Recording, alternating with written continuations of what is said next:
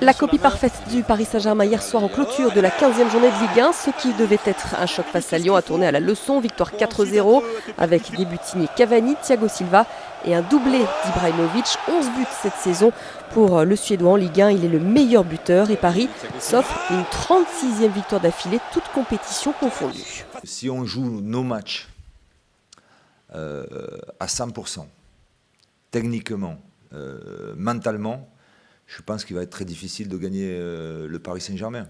À nous, staff, de faire en sorte que quand on sente les joueurs un peu moins concernés, on soit là, justement derrière pour éviter cette suffisance qui, je pense, nous ferait perdre des matchs.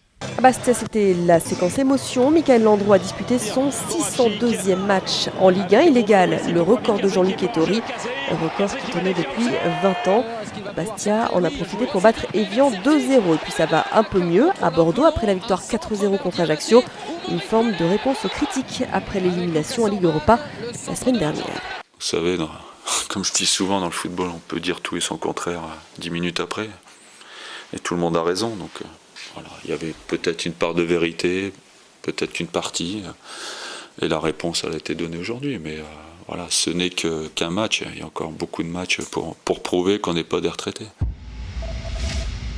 Direction l'Angleterre à présent, de partout entre Manchester United et Tottenham. Les Red Devils sont revenus au score 2 fois grâce à Wayne Rooney.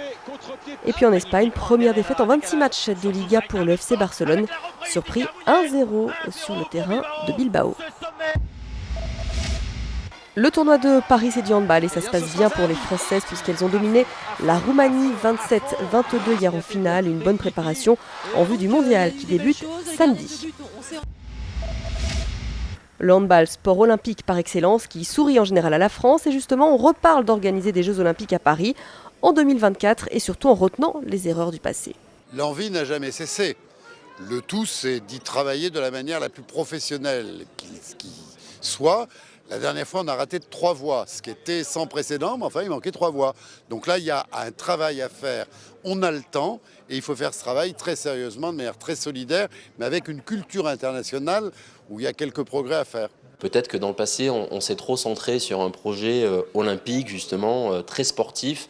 Et aujourd'hui, accueillir des Jeux olympiques, ça dépasse cette dimension-là. Il faut réussir à mobiliser l'ensemble de la population, il faut réussir à mobiliser une bonne partie des pays au niveau international pour faire en sorte qu'il y ait un intérêt international à ce que les Jeux viennent à Paris.